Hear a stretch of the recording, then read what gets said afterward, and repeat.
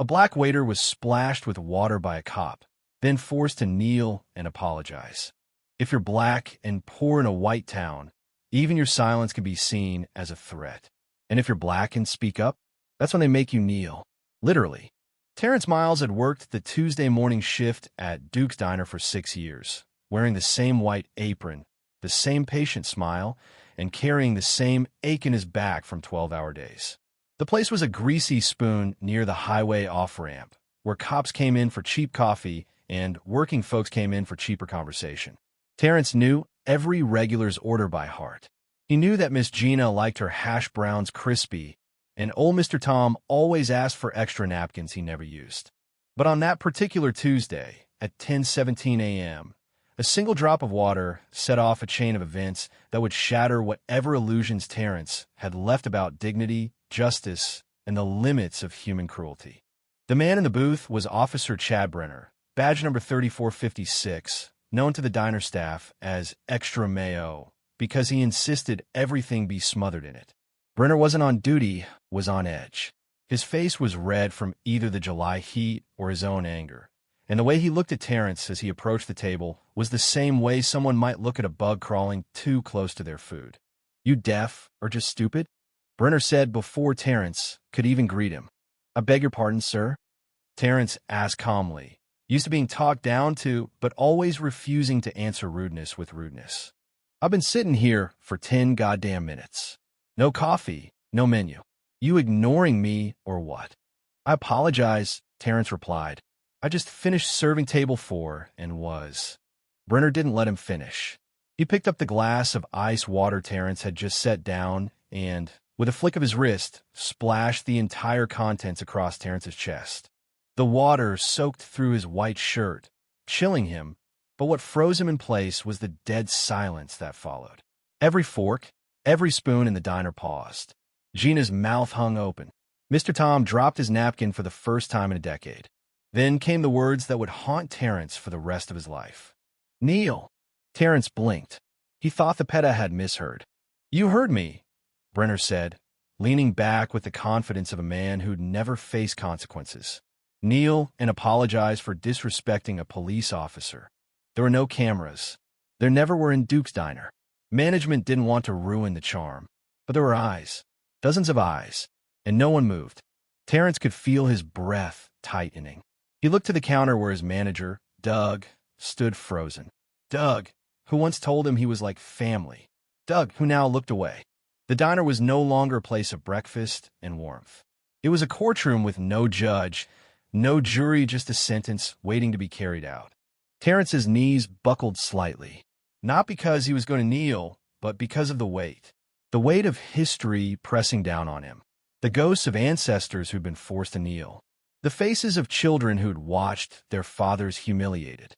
"Apologize," Brenner barked. Terrence stared at him, jaw clenched. But in the end, it wasn't fear that made him do it. It was something more complicated. He got on one knee. Not both. Just one. His eyes never left Brenner's. "I'm sorry," he said in a voice so low and full of controlled rage that it made the hair on everyone's neck stand up. And then he stood. The moment cracked, open like a shell. No one clapped. No one said a word. Terrence walked to the back of the diner, water still dripping from his shirt. He took off his apron, hung it on the hook, and walked out the back door into the July sun. He didn't go home. He didn't cry. He didn't scream. He went to the local library, sat at a public computer, and began typing. The Facebook post was only 183 words, but it lit a fire. By midnight, the video a teenager had secretly filmed had gone viral. By morning, the town that never made national news was on every channel. The mayor gave a statement about respecting due process. The police department placed Officer Brenner on administrative leave. But most of all, people wanted to hear from Terrence. They want to know why he didn't fight back, why he apologized, why he knelt. He didn't answer right away. He didn't owe them that. But by Friday, he stood on the courthouse steps, flanked by a group of community leaders, pastors, and friends. "I didn't kneel because I was weak," he said into the microphone. "I knelt to remind people what this country has done to black men for centuries. I knelt to show that you can't wash away dignity with a glass of water. I knelt so the world could stand. The crowd roared. Reporters fired questions like bullets. Do you want Officer Brenner fired? Terrence paused. I want something bigger than that, he said. I want people to see that silence is a choice. And last Tuesday, too many people chose it. The following days saw protests outside the diner. Gina didn't come in anymore. Mr. Tom wrote an op-ed in the town paper titled "The Day I Stayed Silent." Doug tried to call Terrence.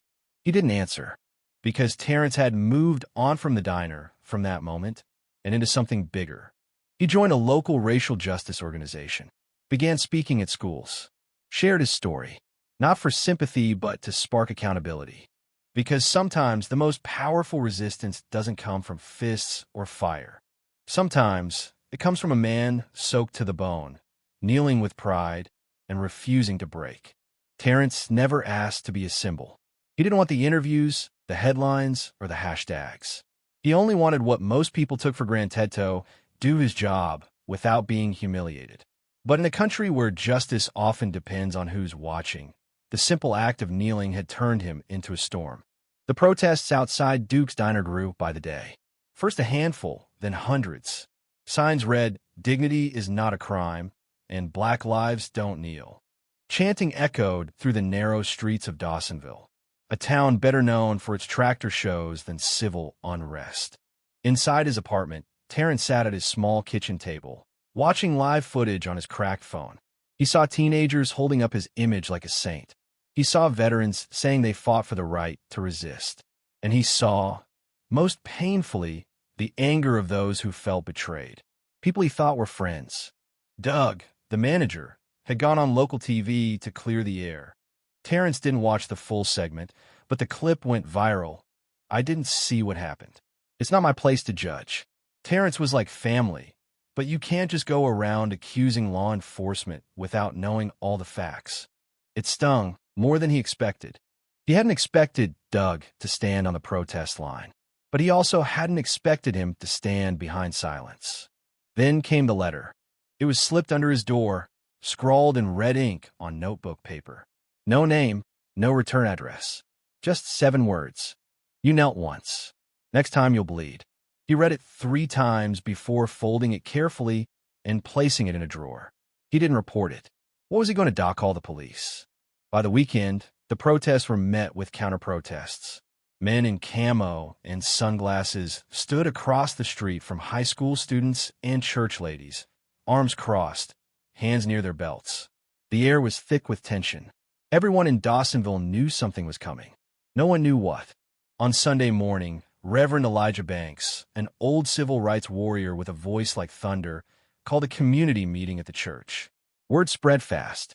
By the time Terrence arrived, the pews were packed. I see a lot of faces here, Reverend Banks began, but what I want to know is where were your hearts on Tuesday?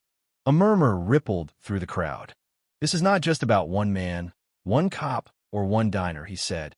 This is about a sickness in this town that too many have learned to live with. Terrence sat in the back, head low. He hadn't come to speak. But then the Reverend called him out. "Brother Terrence," he said, "would you honor us with your voice?" Every head turned. For a moment, Terrence wanted to disappear, but something pulled him forward. He walked slowly to the pulpit. His palms were sweating, but his voice, when it came, was steady. "I'm not special," he began. "What happened to me isn't new. It's old. Older than this church. Older than this country. But maybe we're finally ready to stop pretending." He looked around the room at white faces trying to reconcile their guilt, black faces hardened by generations of the same story, and young faces desperate for something better. "I didn't kneel because I wanted to," he said. "I knelt because I was tired. And in that moment, I thought kneeling would make it stop, but it didn't. It just showed the world what some of you still allow." A single clap echoed from the back. Then another. Then the room stood. Outside, reporters waited. But Terrence didn't give a statement. He walked straight home, exhausted. He was done performing. But the storm wasn't. That night, someone threw a brick through his bedroom window. This time, he called the police. They arrived an hour later, barely interested. The officer, white, mid-30s, asked if Terrence had any enemies. "I don't know," Terrence replied, staring at the shattered glass. "You tell me." The officer didn't laugh. just scribbled on a notepad and left. That same night, a video surfaced. Body cam footage of Officer Brenner never meant to be released leaked online. It showed more than just the water incident. It showed what happened after. A voice off camera, likely a customer, asked, "Aren't you going to apologize to him?" Brenner's reply, "Apologize? I should have arrested him for being uppity." The comment hit the internet like a match on gasoline. National media descended on Dawsonville. Civil rights lawyers offered their services. Celebrities tweeted Terrence's name, and the police department scrambled. By Monday, Officer Brenner was fired. By Tuesday, Terrence was offered a settlement from the city, $100,000 in exchange for dropping any legal action and signing a non-disclosure agreement. He stared at the offer for a long time. Then he folded it neatly and dropped it in the trash. Because this wasn't just about him anymore. On Thursday, Terrence took the podium again. But this time, not at a church. This time, on the steps of the state capitol, surrounded by activists, lawmakers, and hundreds of people who now wore T-shirts with his face on them, kneeling, soaked, but unbroken. "We have the names," he said. "George Floyd, Breonna Taylor, Tyre Nichols. And now mine's up there too. But I don't want to be remembered. I want to be replaced. Replaced by a new kind of country. One where no one ever has to kneel again just to be heard." The crowd erupted. But back in Dawsonville, the backlash began. The diner shut down temporarily, citing security concerns. Doug sold the business 2 weeks later. Anonymous flyers were taped around town, calling Terrence a race hustler, a media pawn, a liar. His landlord raised his rent by $300.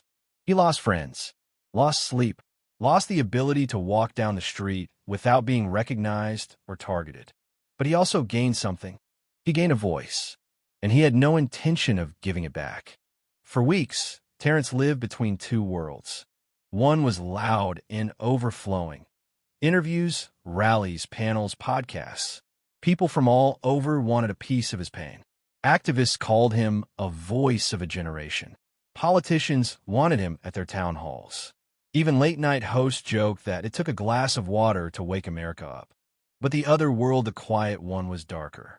He rarely slept. Each night, he checked the locks twice.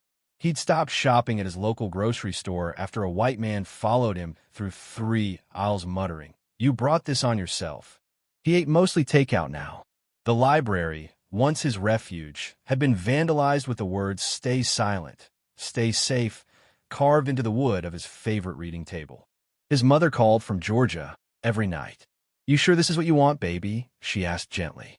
"You sure this is worth what it's costing?" Terrence never had an answer. He only knew this. Something had been broken inside him that day at the diner.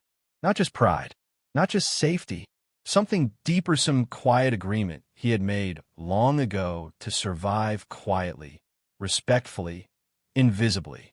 That deal was dead now. So when the NAACP invited him to speak at their national convention, he said yes.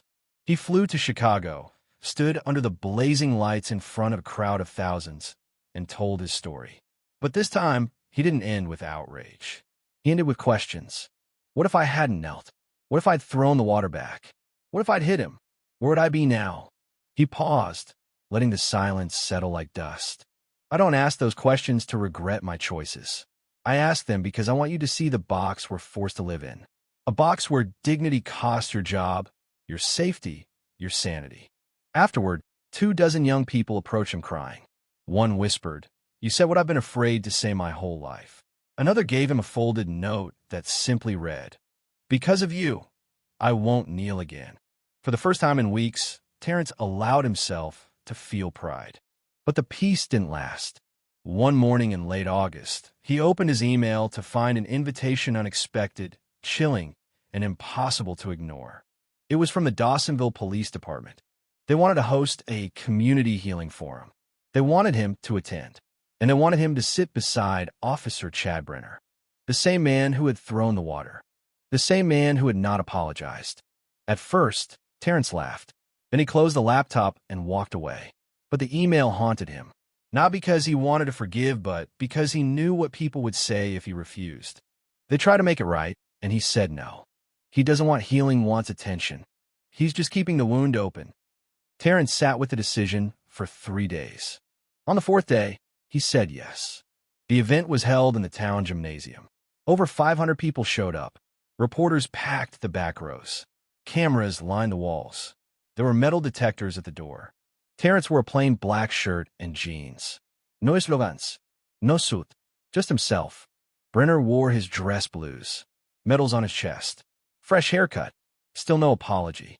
The moderator, a local pastor, tried to set a tone of unity and grace. Terrence listened politely. Brenner sat stiff, arms folded. When it was Terrence's turn to speak, he stood slowly. His knees still ached some mornings, a quiet reminder. "I'm not here for closure," he said. "I'm here for truth." He turned to Brenner. "You humiliated me. You used your uniform not to serve but to dominate. You made me kneel to make yourself feel bigger." Brenner stared ahead, jaw tight. "I'm not here to forgive you," Terrence continued, "because you haven't asked for it.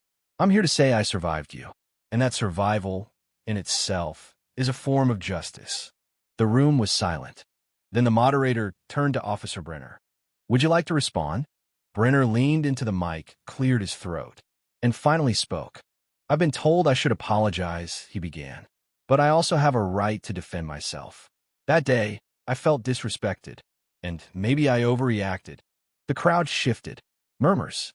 Brenner continued, voice hardening. "I've been a cop for 18 years. I've served this town, risked my life, and in 5 seconds, it was all taken because someone didn't like how I handled a rude waiter." Gasps. Terrence said nothing. He simply stared.